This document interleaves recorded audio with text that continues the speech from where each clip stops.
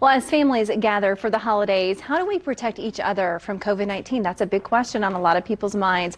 Dr. Saida Amna Hussein joins us right now with word of a test that can be done at home. Good morning to you, doctor.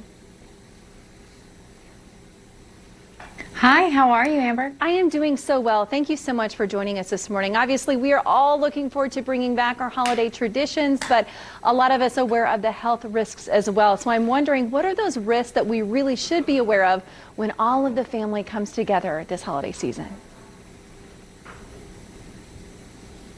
Sure, and I mean, 2 years in, I know a lot of people are tired of us saying the same things over and over again, but it's really important. We know that cases typically surge in the winter, and not only are people gathering indoors, but in the winter, these viruses can really thrive. Right. You're potentially, again, gathering indoors around people who might have different levels of precaution. Maybe they don't take this virus as seriously as you do. You know, I'm a mother to young children and a healthcare worker, so I'm really trying to be on my top guard here. Not to mention, people might be sharing food, sharing utensils, so those risks are still very much present. Well, that's so interesting you say that, because I'm a mama of two as well. So a lot of us wanting to remain COVID cautious this holiday season. What are some ways that we can do exactly that? So, Amber, you know, I think that it's really important that we can't really scoop past the elephant in the room. Vaccines are so important. They're really the mainstay that we have here in terms of, you know, a safety and precaution for not only ourselves, but those around us, like our children who are not yet vaccine eligible, especially if they're under 5. But we can't forget frequent testing is another really important part of mitigation and keeping the risk at bay.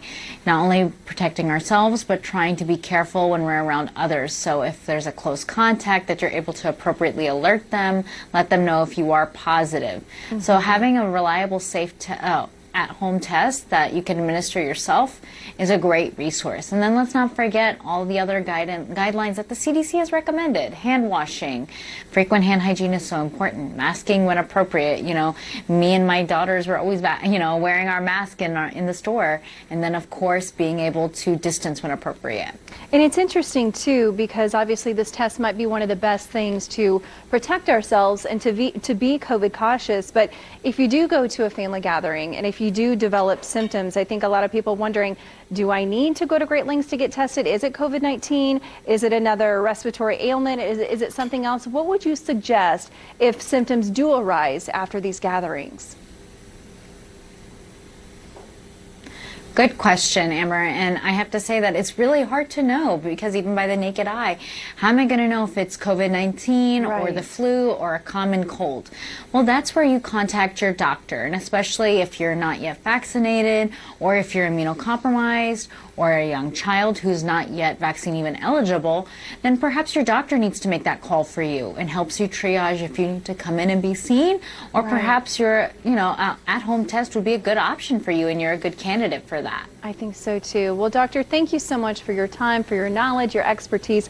We certainly do appreciate it, and we wish you a happy holiday season. Thank you so much.